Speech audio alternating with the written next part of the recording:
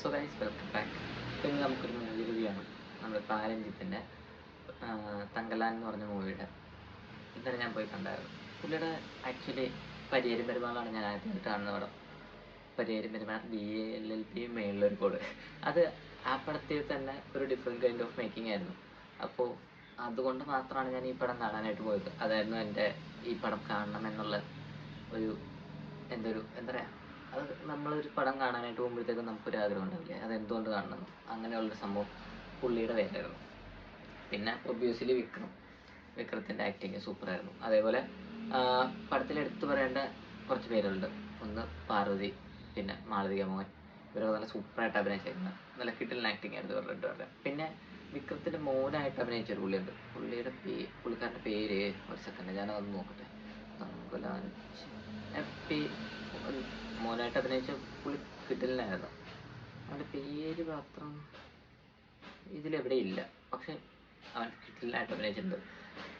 അതേപോലെ പടത്തിൻ്റെ ഈ പാരഞ്ജിത്തിൻ്റെ കുറേ പടമൊക്കെ ഞാൻ കണ്ടേക്കുന്നത് ഞാൻ ശ്രദ്ധിച്ചിട്ടുണ്ട്. എന്താ പറയുക, ഭയങ്കര തീം ഫുള്ള് ഡാർക്കായിരിക്കും. ഒരു പ്രത്യേക പൊളിറ്റിക്കൽ അങ്ങനത്തെ ഒരു സംഭവമായിരിക്കും പുള്ളി പറയുക. സാമൂഹ്യ പ്രസക്തിയുള്ള എന്തെങ്കിലും ഒരു വിഷയമായിരിക്കും പറയാം. അതേപോലെ കൊല്ലാർ ഗോൾഡ് ഫീൽഡ്സില്ലേ, KGF, അപ്പോൾ ആ ഏരിയയെ പറ്റിയാണ് മെയിനായിട്ട് പറഞ്ഞുകൊണ്ടിരിക്കുന്നത്. അവിടുന്ന് ഗോൾഡ് മൈനിങ് സ്റ്റാർട്ട് ചെയ്തതും അവിടെ ഈ ബ്രിട്ടീഷുകാർ വന്നിട്ട് അവിടെ ഗോൾഡ് സ്ഥാപിച്ച് അതിന് മുന്നേ ചോള സാമ്രാജ്യത്തിൽ വെച്ചിട്ട് അവരവിടെ വന്ന് ഗോൾഡ് മൈൻ ചെയ്യാൻ നോക്കിയതും അത് കഴിഞ്ഞിട്ട് ടിപ്പു സുൽത്താൻ്റെ കാലത്ത് വന്ന് ഗോൾഡ് മൈൻ ചെയ്യാൻ നോക്കിയതും അതെല്ലാം അവർ കണക്ട് ചെയ്ത് പറയുന്നുണ്ട് ഹിസ്റ്ററി വെച്ചിട്ട്. അതിൻ്റെ കൂടെ സൂപ്പർഷിഷ്യസ് ആ സംഭവമായിട്ടുള്ള കുറേ കാര്യങ്ങളും പറയുന്നുണ്ട്. അപ്പോൾ ഓവറോൾ എനിക്ക് പേഴ്സണലി ഇഷ്ടപ്പെട്ടു. നല്ല പടമായിരുന്നു.